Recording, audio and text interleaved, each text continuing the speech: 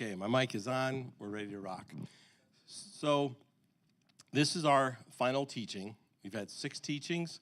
We've had 3 guest speakers. How did you guys like John Crowley? I have not been able to watch that, but I really wanted to because when he called me and told me what he was going to teach on, I thought that's real beneficial. I am unable to do anything that he probably spoke of. As a matter of fact, this is going on YouTube, but I can tell this because I'm Jewish and I think I can tell a Jewish joke. So the joke is, how many Jews does it take to screw in a light bulb? And the answer is none. They hire it done. So I think that's a funny joke myself. One day I was having problems with the lights in my garage, and I messed with them, and I called Ken Fortune up, and I said, Ken, can you come and look at my garage? I cannot get these lights to work, and I'll pay you. I'll be more than glad to pay you. So Ken comes to the house, and he messes with it, and I come around the corner, and there the lights are in the garage. I said, how did you fix it? He said, I replaced the bulbs. I thought, I just paid somebody to replace my bulbs. Anyway, we might have to mute that on the YouTube. But anyway, so let's go on. Let me throw up by the way, all of you guys, I think mostly all of you guys, have earned this book. And when you bring it home with you, it's such a small book. It's written by the guy who started Chick-fil-A, and I really encourage you to read this. When you think, Oliver, what was your cousin's name who spoke last week? Emma. When you think about Emma's teaching, this book, I think one of the things she brought out and she said was that it's not just your finances.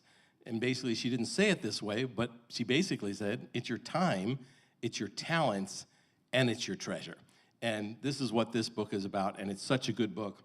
And then probably one of the best financial books on the market is Freedom from Financial Funk, written by me. And you get one of these, and the only thing that's really outdated is I think I've had 5 or 6 more grandkids. We're up to 14 now. But I think we had several grandkids more since I dedicated this book to my grandkids. But it was during the crash, the 2008-2012 crash. So there's a lot of stuff in it that's not really relevant. But honestly, when it comes to finances, things are just timeless. So if you haven't read this, I think you would enjoy it. But let's put up the first screen. This is what we started with 6 weeks ago. 6 weeks ago, we came up with this because it's the basis of everything we talked about. And again, I'm so glad that Emma spoke what she spoke, because basically this is what she showed us. She showed us Jesus himself, the person of Jesus. That's our provision. And sometimes that provision for her came through other people, other ministries, God just doing something supernaturally, all these things. But it seemed like she had a real handle on not focusing on how God did it or what God used, but on God himself. It's not our job, not our career, not the next big deal, not others giving to us. It's just Jesus himself, the person. And if you can really concentrate on that. On the way over here, I thought of a story that happened. I was working on a loan, and in my business, it's sort of a feast or famine. Remember the slides about living out of the pond? Remember, the money goes into the pond gets bigger, and then you siphon a certain amount out every month? Because some days, you got a lot of stuff going into that pond. Other days, months, you don't. Well, I did this loan. I'm trying to remember the exact numbers, but I did this loan, and I made $25,000 on the loan. So that was real nice. And in my stupid mind, I said to myself, $25,000. And I think it was like $6,000 a month or what my expenses were at that time. And I thought to myself something like this: wow, I don't need to close another loan for 4 months. I said that because my eyes were on the amount of money that was in the bank account. So lo and behold, guess what happened? I literally did not close a loan for 4 more months. And when I was complaining, like, Lord, I'm going through all of this here. And the Lord said to me, well, didn't you say this was your provision for the next 4 months? Literally. So again, so many times I had to learn and relearn and relearn and refocus until it finally got through to me.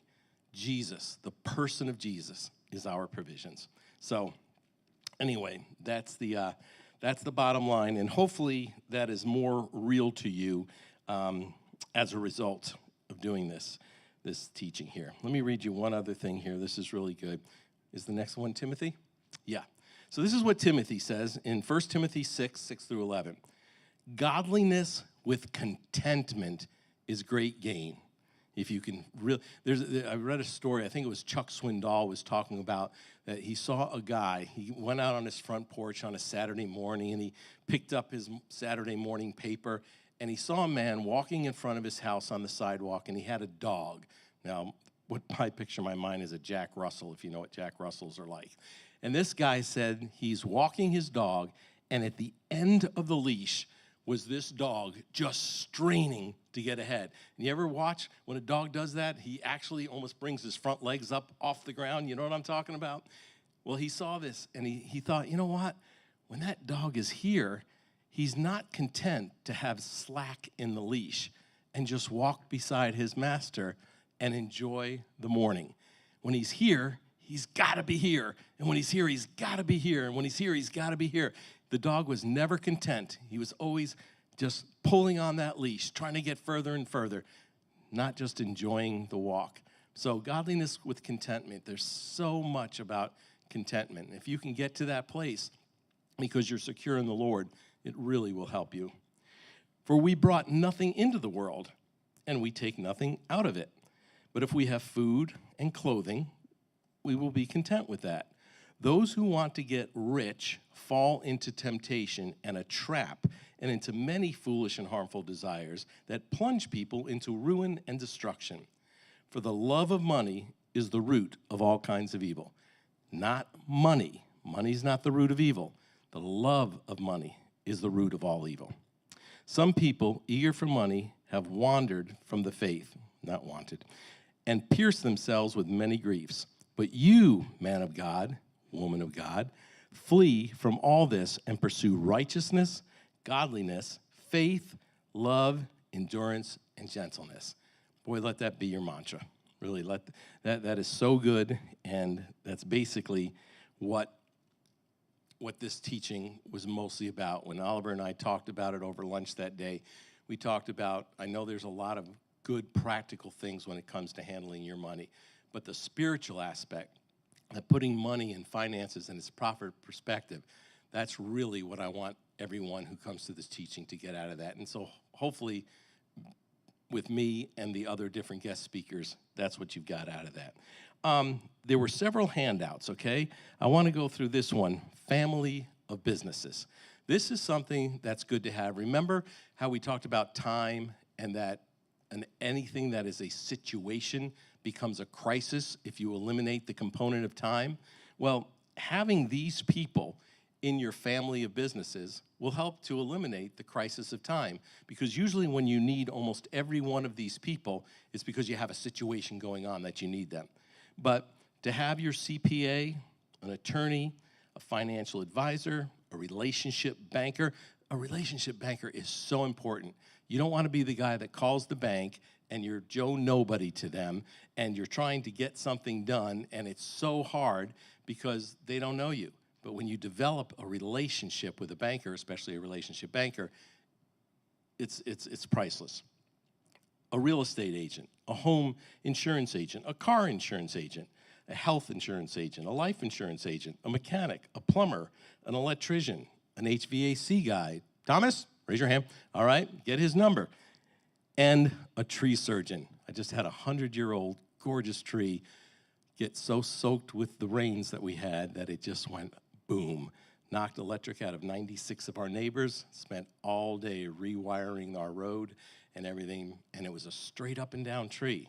Praise God, it fell away from the house instead of on the house. So tree surgeons are good to have. Anyway, just add to that who you think. I need to make sure I have this person in my Rolodex or in my phone contact list, because these are people that as long as you have them and you know who to call and so forth, it will save you a crisis when it comes to that. Now, we're going to be talking about budgeting today, and this is another handout I gave you to take with you. But here are 7 keys to finances and budgeting. Number 1, save receipts. Now, have you guys been doing that by any chance? Have you actually been doing it? Yeah. have you looked it over and kind of been shocked about where your money's going as you've done it? Any surprise? Yeah, I can't remember if I told you this before, but the reason the book, Freedom from Financial Funk, the reason I titled it this was because I had a guy and his wife come to me, and he said, Dean, every month where our credit card balances are going up, we just don't make enough money. And so we sat down, because my budgeting thing, as you saw, is very elementary, very, very simplistic. And I said, well, let's just go through your bills. And we went through every one of his bills. And then said, let's go through your income. Okay, here's his income, here's hers. He get paid weekly, she get paid bi-weekly, yada, yada. And I said, guys, there's an $800 difference here. You make $800 more a month between you than you have in expenses. He says, no, that's not the case. And I said, okay, so which is wrong here? Do you make less money? No, that's how much we make. Do you have other bills besides these? No, that's how much we have. Well, then that's the math. So now we need to find out, where is the $800+ going? And it was going to just eating out and McDonald's and Burger King and Starbucks and all these other places, just things that they were constantly buying all the time.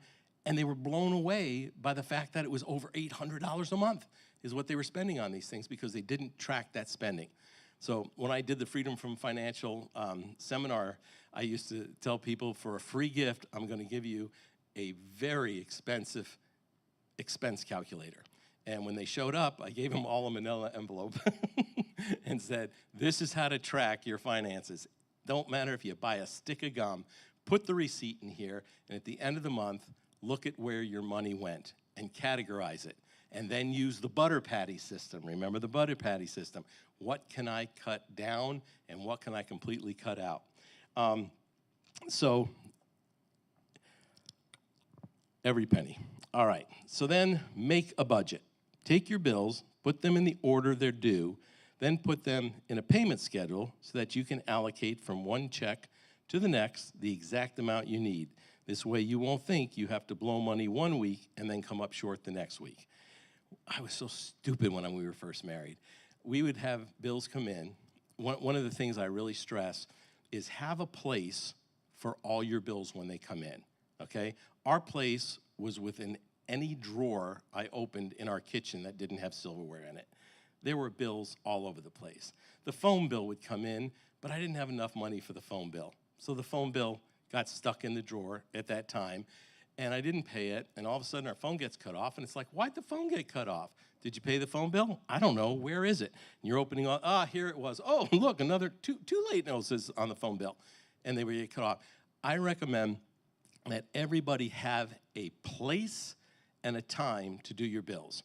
I don't care if the place is the dining room table, if it's the vanity in your bathroom or bedroom, if it's your desk because you have an office, but have the same place. So in my file cabinet in my office at home, I have in alphabetical order, I am from New York, in alphabetical order, I have a hanging file that says budget. Whenever a bill comes in, I don't care if it's your annual property taxes or if it's the monthly electric bill, whenever a bill comes in, I don't even have to open it. I just throw it in the budget file. And then I pay my bills once a month. So on the first day of the month, I pull them out. I'll never miss a bill. I'll never forget where I put it. It's always there, and it's always in the same spot, and I'm sitting in the same place I always do it. And I pull them out, and I open them up, and then I get on my computer or my phone, and I pay them all. And after I pay them, everyone has its own hanging folder. Here's Duke Energy. Here's the city of Salisbury. Here is the whatever. And so I've got an individual bill. So at the end of the year, I've got 12 bills of everything. If you said to me, hey, listen, you know, how's your electric bill? Because mine just went up. I'll say, I don't remember. Well, let me look. This March, because after the end of the year, I package them all up and I put them in one of those accordion files. So if you said, what was your electric bills in March for the last 3 years, I literally could tell you. Within a couple of minutes, I can tell you. So it's a great way to keep track, but you make sure that you never don't pay a bill because the money was there, but you forgot to pay it. You're never paying a late fee or anything like that. So, but having a special place where it's always here And it's, oh, is it every Friday when I get paid? Is it every other Friday when I get paid? Is it once a month when I get paid? However you do it, just have consistency. It really makes a difference to have that. I have here, important, pray over your budget. Don't look at the amount of money you have each week and where it needs to be and fret. After making a budget, you know what you need each week. Commit that to the Lord. Look to Him to meet the need. Pray specifically for what you need the Lord to do for you. And then here's a biggie, give. Don't focus on just what you need for yourself. Make giving to others a part of what you believe God for. If your needs are $500 a week, believe God and ask Him for $525 a week to look to give $25 away. Now, you remember one of the videos we had where you were sad because you paid everyone else and then there was nothing for you? So we talked about make sure you pay yourself first. The first thing that you should do is pay God first, actually. Then set aside whatever it is to pay yourself first. Then pay everyone else. And you'll see how God He'll come in for that. He'll meet you where you are. Jesus is Lord. Finances are the hardest thing and usually the last thing we make Jesus Lord over. Remember the rich young ruler, the only way we can see God more supernaturally in our finances if we relinquish the lordship of them and give that to Him.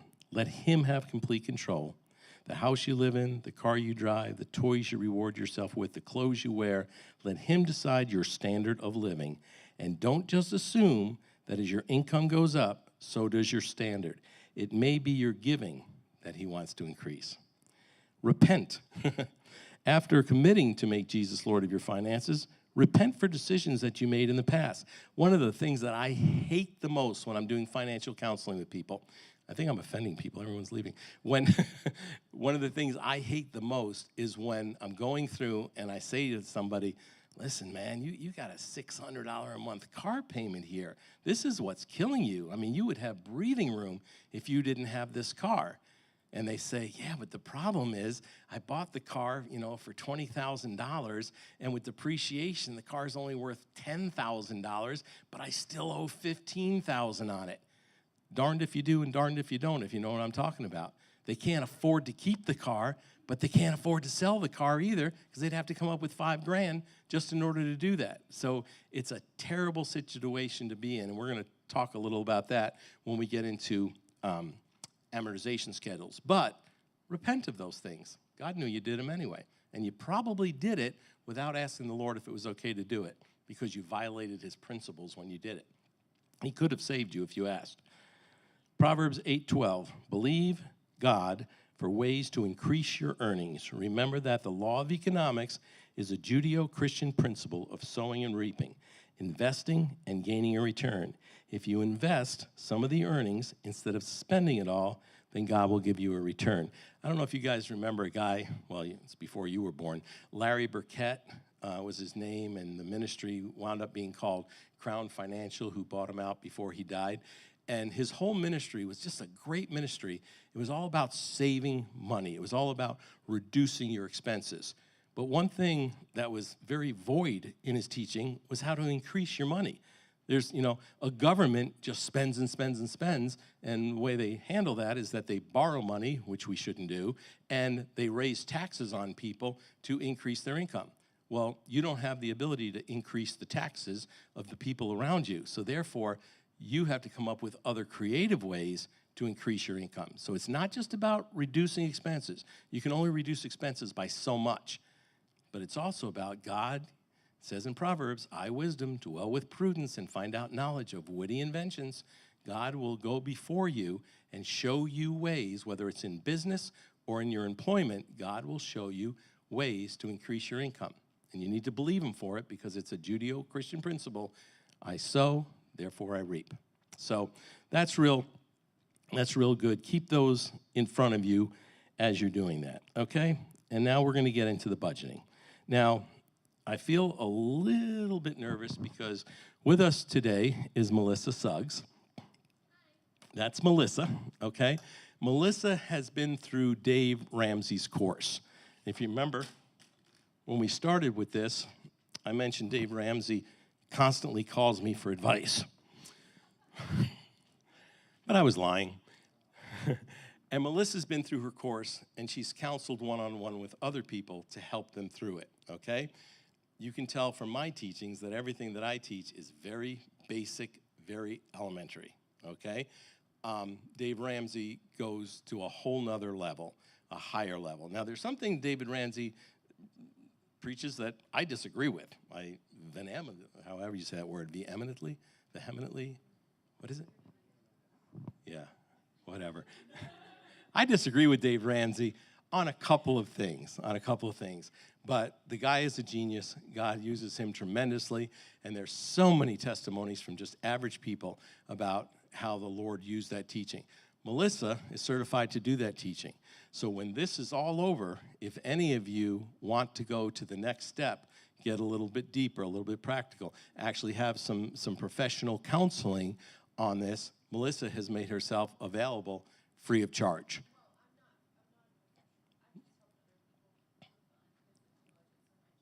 Okay. For the sake of the video, she just said that she's not a professional.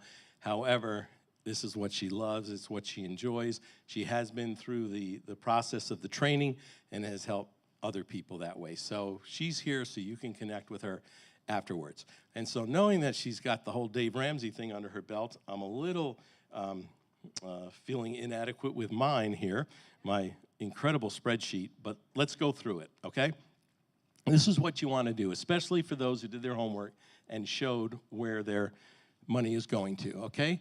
Start off by listing your creditor. Duke Power, First Bank Mortgage, City of Concord or Mooresville Electric. Just go down through all of those and then put how much they average a month. And then when is their due date? That's probably one of the most important areas right there is when are they due? Because the problem is your rent or your mortgage is usually due on the 1st. But unless your paycheck's big enough to be able to pay everything else you need on the first paycheck of the month, plus your mortgage, you're in trouble. Your mortgage is going to be late every month because you can't pay it to the second week. So make sure you have that. And then write down if there is an arrears, and especially if it's a credit card debt, write down if there's a balance, okay? Now, here's the key to this. You've just written down what the bills are, how much they are, and when they're due. Yes? Arrears, what you owe that's past due. Okay. Arrear is also, no. Okay, now, so you have between 4 and 5 pay periods every month if you're paid weekly, okay? Now, there's 3 things that you should be paying usually every single week: tithe, gas, and groceries. Tithe is at the top because giving to the Lord, you can never outgive the Lord, okay?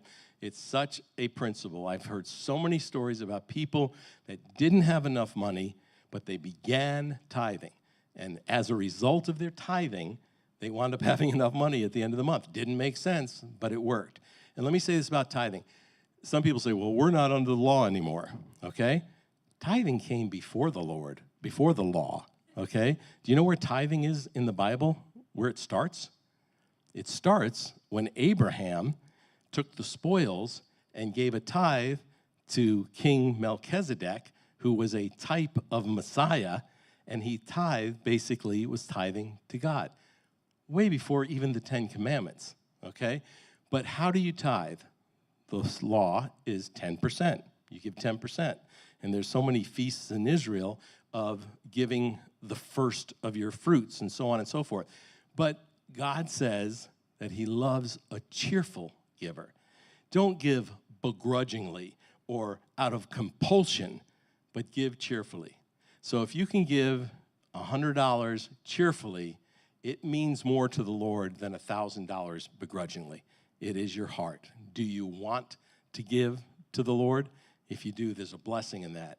And that will cause more money for you to be able to give. So I always put tithe at the top of the list. Second is gas, okay?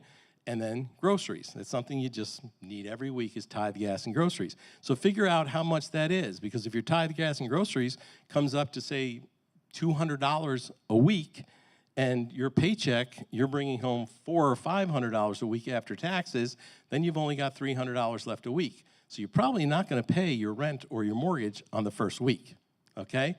But you should put aside the first week a certain amount of your mortgage. How much of your mortgage can you put aside the first week?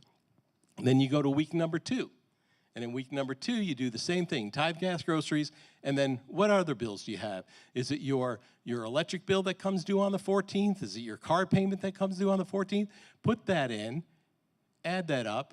The income goes here, and the difference goes here. So the income in this week could be you and your spouse. The income here could just be you, and then you and your spouse and you. And so knowing where the income falls, knowing where the expenses fall, then you can plan, okay, out of the second pay period, I pay this and this. Out of the third, I pay this and this. Out of the fourth, I pay this and this. And you know what? Hopefully by the 4th week, all of my bills pretty much have been paid. So what do I do with the difference? I set it aside to put with week 1 when I have my mortgage or rent. And then you're never struggling, oh no, what am I going to do? I don't have money for mortgage and rent. So that's what this one's about, okay? And then the third slide, and this is what I love. When we sold our house in Concord, I used to, have this, and then I'd print it off at the end of the year and throw it in an envelope in one of those manila accordion folders.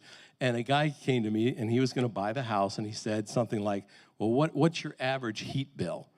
And I said, for what year? They said, you've got more than last year? And I says, oh, yeah, we've been in this house for 8 years. How many do you want? Because I was able to pull that sheet out of the file, and I could show him every month for 8 years exactly where it is. So when you do this the first time, then next year you're going to be so much better at it. Remember I said where it showed the bill, just you're going to have to estimate what that is? The first year you're going to have to estimate. Next year, you're going to know that my electric bill, because it's August, is $420 because it's August and it's all that air conditioning. You're going to know in January that's about $300 because I'm using so much heat. But what I love about April is I can almost turn it completely off. So I'm only $120 in April. And you can literally budget so much better because you've got track of all of it. So what you do with this one here is you just put what that amount was. This is your budget. This is that budgeted amount. When you came up with that amount, that's the amount that you put here. Now, the other nice thing about when you do this, as you do it each month, you can see how well you did. You can see, well, geez, my Duke Energy, I thought budgeting $200 a month was good, but hey, it looks like the average one's only going to be $75 and yada yada. So that's a way to do that. Do I have any questions up to this point? Sure. Okay. So now we're almost going to get into the fun stuff. But I'm going to show you amortization, okay? Compound interest. Remember we did the latte factor, and we talked about if you didn't buy the latte every day, well then this is how much you could put away every month. This is what it would add up to every year. And if you were in an investment fund that paid you an average of 10%, you'd be millionaires by the time you turn 65 years old by just cutting out the coffee, okay? Or at least the coffee at your favorite coffee place. That's compound interest that was making you money. Now I'm going to talk about compound interest that saves you money, okay? By the way, did we have, I missed it. Can you put up the savings one before we do the amortization schedule? Let's put up the savings one. This is a key that my wife and I have had many, many conversations about. I come home and Jenny tells me, I saved $50 today. Really? I bought a $100 dress for 50% off. I saved $50. Now, do you all have savings account? Okay. When you put money in your savings account, does the balance go up or down? Up, right? Pretty universal. So if I spend $50 on a dress, does my savings account go up or does it go down? It goes down. So did I actually save money or did I just spend less? Remember Brent Bauer from Brent Bauer? You don't remember? It's a Chris Farley skit. Anyway, you didn't save any money. Saving money is when you take money and you put it in an account and it grows and the account gets bigger. Spending less is just spending less. So stop thinking you're saving money because you bought something for 25% off or 50% off. You still spent the money, okay? So I think that's all we have on that one. Wait, buying a dress for 100, retirement. Oh yeah, this is so important. I'm so glad I looked at that. This is another graph you want to build for yourself, okay? Because here's something else about a savings account. You're putting money away every month into a savings account, and you could look at that savings account and you can say, golly gee, I've got $1,000 in my savings account. I'm doing really well. But then you might think, hey, I can use that money on a down payment on a Harley, something worthy to buy. Or you can say, I want to go on vacation with this, and you blow the $1,000 because you got $1,000, and you deserve it. You earned it. You saved it. You were diligent. You did it. But if you categorize your savings, then you really realize how much you actually have. So if your savings is, I'm going to put out of that $1,000, I've got $100 I'm going to set aside. I'm going to do all hundreds to make it easy. I got $100 I'm going to save. That's going to go toward my retirement for right now as I build this each month. And then I am going to put $100 away for the emergency. You know, we just had that tree go down in our yard, and it's going to cost us a couple $1,000s to clean it up. And then I called the tree guy and said, this big tree behind our house, I'm nervous about it. What will it take to take this one down? He told me $7,000. Yeah, no kidding. And then clothes. You know you're going to buy clothes. You know you got to buy some clothes, right? So I'm gonna put away $100 toward the clothes, and then of course insurance and taxes are coming up. And then remember the tires we talked about.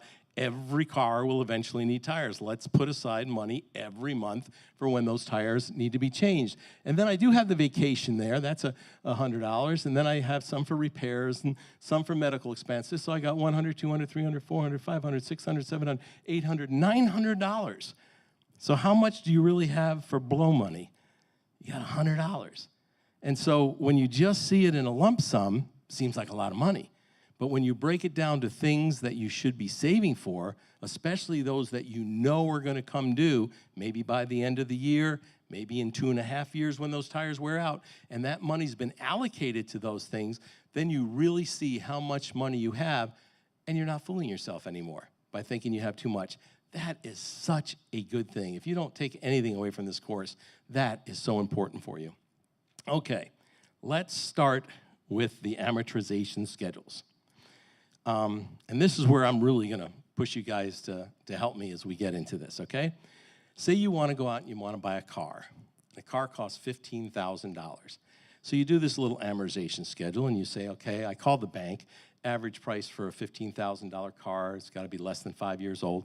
And it's you get a 5-year loan on it, and your monthly payment's going to be $309. That's doable, right? And you're going to pay $3,573 in interest over the course of that loan. That's how much you're going to pay. You're going to pay a total of $18,573. That's what that car, that $15,000 car, is going to cost you. Okay? All right. If you go out and you buy a $15,000 car, and your interest rate is 8.75, and you're going to pay it off in 5 years, but you actually take just $100 a month, $25 a week, maybe the coffee fund, right? And you put that $100 on that car. At the end, you will have saved $1,059 on that car, and better yet, you will have paid it off in 3.7 years instead of taking 5 years. I've owned, and I have a list on my phone if anyone would like to see it. It starts out with my International Scout Harvester, then my '63 Triumph TR4, then my '69 Ford Mustang jacked up in the back with the 302, then my '70 Chevelle, then my '68 Impala. All cars dirt poor I bought myself because I worked. I've had 54 cars in my lifetime. I have the list. 54 cars. I've never owned a car more than 2 years. I'm always changing them. I love it. I think you might be the same way. I love doing the car thing. So the idea of buying a car and keeping it for 5 years is like, man, I'm not going to own that car in 5 years. And what if I wrap it around a tree, you know? So the idea of being able to pay it off in 3.7 years by just $100 a month. A month. That's exciting. All right, Let's go to a newer, nicer car. I buy this car for $30,000. I pay the same 8.75 interest. I have the same 5 years, and my payment is $619,000. I will have spent $37,000 on that car and make those payments for 5 years. If I do the same thing, and this time with my car payment, I add an extra $150 a month, a little bit more. I will now pay that car off in 3 years and 11 months, and I will have saved $1,700. Because here's how a loan works. A loan works, you have the principal. That's how much you owe. And every month, you pay interest, whatever that rate is, on the principal, okay? So make it real simple. Say I have a $12,000 loan, and my interest rate is 10%, okay?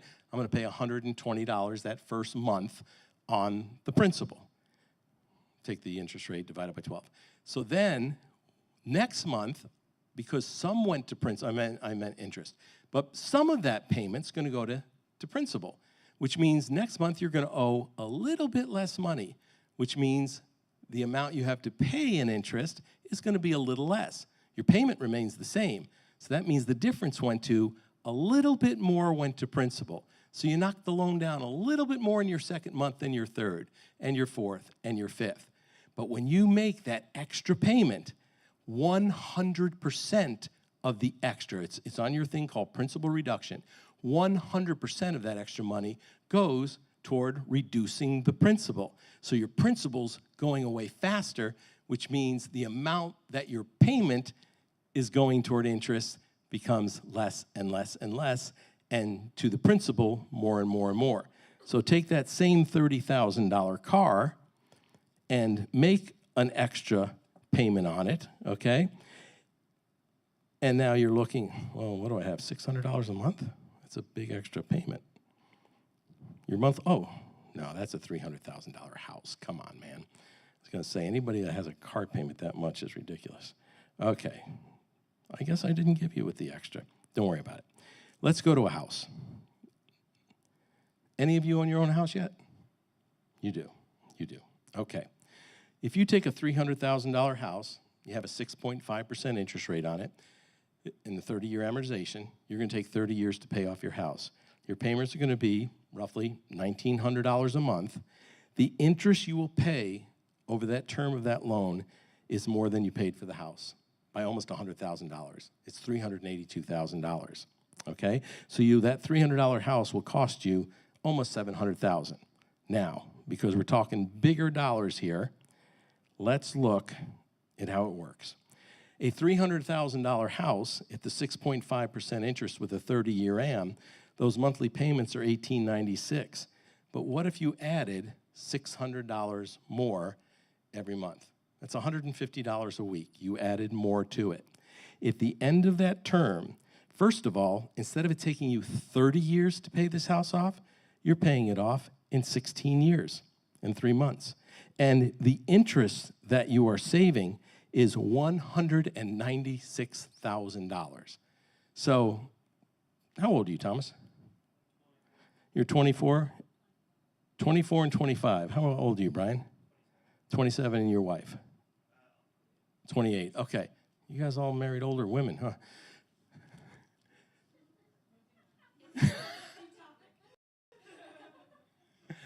My mother and father were 14 years apart. Can you believe that? No, she was 14 years younger. But all I could picture in my mind is that means that when my dad was a senior, he was walking down the hall holding the hand of a kindergartner. Anyway, that's illegal. Okay, so you guys are around 25 years old, right? So if you can buy a house at 25 rather than being 55 years old when you pay it off 30 years later, you could actually be just 40 years old. You're 40 years old living in a paid-for house. So what can you do? You got enough time at 40 to go get another house. You're definitely going to get the loan because you've got an asset that's worth hundreds of thousands of dollars. No one's going to deny you the loan. And so you can go out, and by the time you're 65, right, because you're only 40 now, right? By the time you're 55, you got that house paid off. You're 55 years old, and you have 2 completely paid-for houses. Now, you can do something foolish and let your mother-in-law stay in that other house, or you could be savvy, and you can rent that out. And now, the money that you're making from that house, all you have for expenses are taxes and insurance. And now you have another stream of income. And if you're gutsy enough at 55, go out and get a third one. And it's paid off by the time you're 70. Most people at 70 years old are still paying a mortgage on the first house that they bought. But you could have 3 of them paid off because of how old you are getting into this game. It's incredible. Let's go to the next one, and I'll show you something that's really important, okay?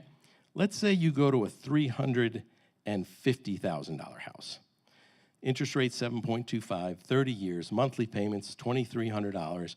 You will have paid $510,000 in interest, a total of $860,000 for the house, and it will take you 30 years. Now, again, that same house with an extra payment of $250 a month, chump change, seriously, $250 a month, you will save $151,000, and you'll pay that off in 22.5 years. All right? So let me show you the real key to making this work for you. Let's look at a $400,000 house. Say you're able, hold on a second here. Yeah. Say you are able to pay and buy a $400,000 house, because a $400,000 house, and by the way, $400,000 house, the payments are $2,500 a month. Now, from what I understand, you can barely get a 3-bedroom apartment, or sometimes even more than a 2-bedroom apartment in some places. I told you I do financing. I just financed these houses in Charlotte, or no, excuse me, not even Charlotte, Huntersville. The rents on them, the rents are $7,000 a month. $7,000 a month, yeah, that's what they are. But anyway, the monthly payment on a $400,000 house with a 6.5 interest rate and a 30-year amortization. Do you understand what amortization means? 30-year amortization means that's how the payments are broke down. It's broke down that if you pay an equal payment every month, it will take you 30 years to pay it off, okay? That's paying the principal and interest. But at $2,528 a month, you're going to actually pay $510,000 in interest. You're going to pay $910,000, almost $1 million for this $400,000 house. But here's how it works, and this is where I'm going to get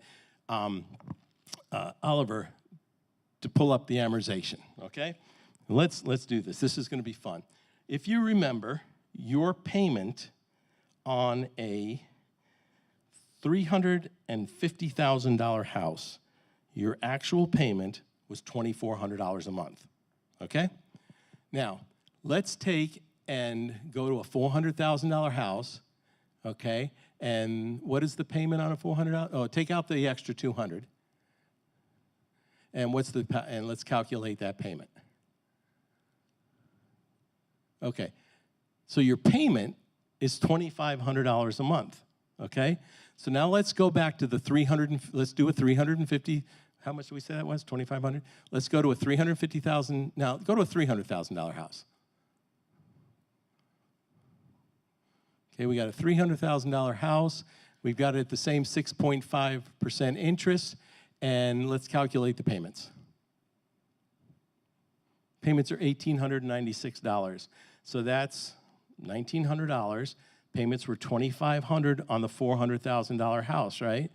So if you can afford a $400,000 house, if you can afford a $2,600 or $2,500 a month payment, what if you still bought the $300,000 house and added the $600 a month, what you would have been paying anyway on the $400,000 house? Now calculate the payments or the amount, okay? You will have spent $196,000 less, and you will have paid the house off 13 years and 9 months faster. So this works whether you're dealing with a car or you're dealing with a house, anything that you purchase on time, okay? This is the key. Let that compound interest work for you. Hey, I can afford a $400,000 house. But do you need a $400,000 house? What would be better, living in a $400,000 house now and enjoying it, or being smart and being able to take that extra $600 and knock out this so that by the time you're 70, you can own 3 houses free and clear?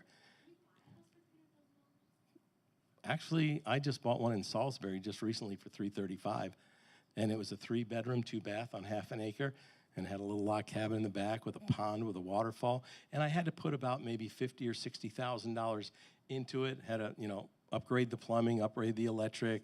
Found out those ugly carpets we tore out had beautiful oak floors underneath. Had the oak floors refinished. Had the whole interior painted. Did things like had a junky stone patio that we turned into beautiful pavers. We made it just like we wanted it, and we have less than $400,000 into it. So the thing is, whether you can or can't, this principle would work. So for instance, let's do this. Take a $500,000 house, if you would, with no extra payments. And let's see what we look like. Okay? It took us 30 years to pay it off, and our payment is $3,160. And that was on a $500,000 house? Okay? So you definitely can find a house for $400,000, right? Especially a lot of these starter homes. I mean, you drive by these neighborhoods all the time, houses starting at $300, right? You see that. But let's say you do go a little bit more. Let's say your payment is how much on this that $500,000 house? It was $3,160. Okay. Let's do it on a $400,000 house. No extra payment, yeah. Okay, so how much was that payment before? That's all it was 36, okay. So that's $1,100, all right. So $1,100 more. Okay, now you just saved almost 16 years. You saved $300,000 in interest just because you went from a 500 to a 400. So wherever you are in your price range, I'm assuming that if there's the married couples, they can afford more if they have two forms of income, right? Single people are going to afford less. But no matter where you are, if you're out looking for a $250,000 starter home, or you're at a place where you can buy a $600,000 house, what I'm trying to drive home is that if you live according to the standard you feel the Lord's given you, and if instead of looking for instant gratification or now gratification, you can plan for the future to say, you know what? I'm going to skimp. I don't need 4,000 square feet. I don't even need 3,000 square feet. We just went from 3,000 square feet when, I had the heart failure, and I was positive I was going to die. I had no doubt in my mind. I came out with 90% blocked arteries and deterioration of my heart, and I had electrical system problems and everything, and my mom died at 60, and I was now 62. I knew I was going to die soon, which I was okay with because of Jesus. But I wanted to make sure that I left Jenny at a good place. So we got rid of our 2-story house, and we found this 1-story house. We got rid of a house that was Lincoln logs and so cool, and we found one that was brick, a lot less maintenance. We went from 3 acres with all these trees to half an acre. And we downsized, and immediately it took all the pressure off me because I thought, all right, if I die now, Jenny's taken care of. She can live here. We went from a mortgage to no mortgage, So she isn't, just a tiny, tiny mortgage. But she is in a place now where she's so much better off if I died. Well, then the Lord healed my heart. I went from 13 meds 3 years ago to 0 meds now, from 13 to 0. And I can do an EKG on my smartwatch, and it looks beautiful. God healed my heart. He really did. So that's great. Am I glad we downsized? Absolutely. I love being in what I hope is our forever home, and I don't miss the extra acreage. I don't miss the extra square feet. I don't miss the extra floor. You can do these things, sacrifice a little now, because what you sacrifice today, the payback over time, especially for you young people, is so incredible. It will make such a difference when you're 65 and you're my age. So we're at 8 o'clock. Anybody want to play with any numbers while we're here? Anybody want to look at, so what will this cost me, or how much would I save if I do this? Yes, absolutely. Can you pop that up there, Oliver? Well, there it is. ultimatefinancecalculator.com.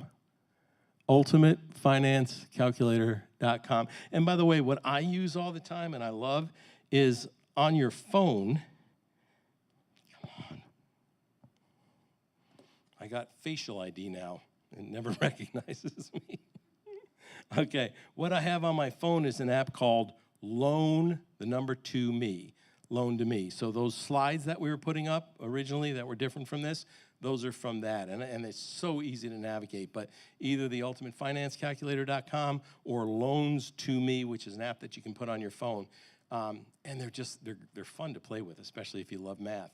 But it's so neat to see how much money can I save by just putting a little. So when I talked about buying a $25,000 car, my advice, and again, I'm not a financial counselor, I'm not licensed, I'm just a guy who's been through a lot. If you can't afford a $25,000 car cash, don't buy a $25,000 car. A car is a depreciating asset. You buy a brand new car, as soon as you drive it off the lot, it's worth 1/3 less than what you paid for it when it was on the lot. I mean, immediately. Don't get a new car. And if you can't buy it cash, okay, then put as much down as you can when you buy it so that you don't wind up with that negative, it's worth less than I owe on it, and throw extra money on it every month and be done paying for it in 2.5 years. I mean, if you want to get a 7-year loan, get a 7-year loan, but do the amortization calculator to where you're going to pay it off in 2 years. You know, just that's my heartfelt advice to you, and that's coming from a car lover. And God will meet you. He'll meet you on that. You know, when the Lord said to me, never pay anything but cash for a car again, I could have told the Lord, okay, God, as long as you provide, right? But I didn't. I just said, okay, God, I won't. He told me not to. I said, I won't. And ever since that time, it's been about 20 years, he has met me every time I've needed a new vehicle. He's not only provided me with the money for it, he brought the deal along. Matter of fact, one time I'm driving down the road, and one of the cars I loved was a 2010 hardtop convertible Lexus. The hardtop ones, the ones that almost look like a Porsche. Gosh, I love that car. And I'm driving down the road, and I see one for sale. And I put on the brakes, and then I thought, Dean, don't be stupid. Even used, those things are at least $32,000. So I kept going, and the Lord spoke to me. He said, go back. I said, really? So I turned around, and I went back. And I'm looking over the car, and it looks beautiful, and the interior was great, and didn't have a lot of miles on it. And the guy comes out, and I said, how much are you asking for this? He goes, $8,500, and I won't take a penny less. And I said, $8,500? What's wrong with it? He said, well, it got hit in the front corner, which means I had to replace the hood, the fender, the light bulb. The light bulb was like $700 on those things. The light bulb and the bumper. It was so much damage from this little corner hit that they totaled the car. So I took the total money and I kept the car and I fixed it. So it's got a salvage title. Well, again, so what? It's got a salvage title. I drove it. It drove perfect. Front tires weren't so great. So I said to the guy, I know you said not a dime less than $8,500, but I'll give you $8,000 cash for it right now because I got to put tires on it. He said, okay. And so I had this car that I really, really loved. And actually, I lied because I had that car for 3 years, longer than I'd had any other car. God provides. You heard Emma last week. God provides, and he gives you the desires of your heart. He's not a prude. He's not going to tell you that you got to drive a Geo Metro or, sorry if any of you have a Geo Metro. He's not going to give you, something like, okay, I'm going to trust God, therefore I'm going to get the bottom of the barrel. It's not that way. We're his children. He loves us. He loves our obedience, and he loves to bless our obedience. So that is it. We're good. We're good to close it out. I hope this was everything you guys were hoping for. You certainly can call me about any questions, but I do leave you in Melissa's hands if you want to get to talk to her about her helping you get to the next level and maybe help you put a lot of this information into practical use. Sure.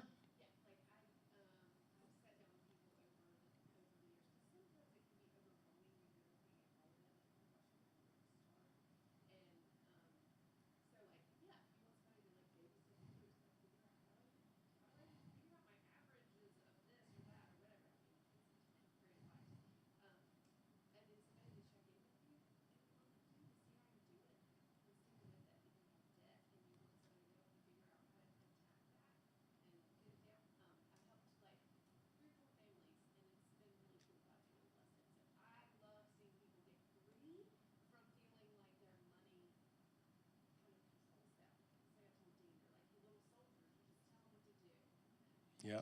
You know, I think it was Teddy Roosevelt who said, he was talking to his son Kermit. Did you know he had a son named Kermit? It was before Kermit the Frog, but his name was Kermit. And he was writing to his dad, and he said, he was talking about, you know, going out for football.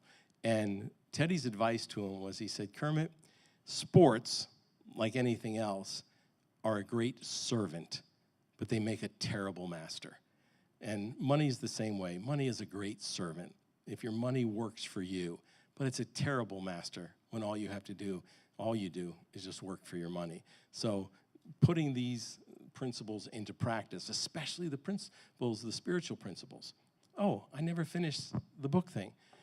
So when I showed this guy how he had $800 a month extra money, he said to me, wow, Dean, you really helped us out of our financial funk. And that's what birthed the book. And the beautiful butterfly was created from a man in Israel. And on the back of the book, I weigh about 120 pounds less. Okay, that finishes up our teaching.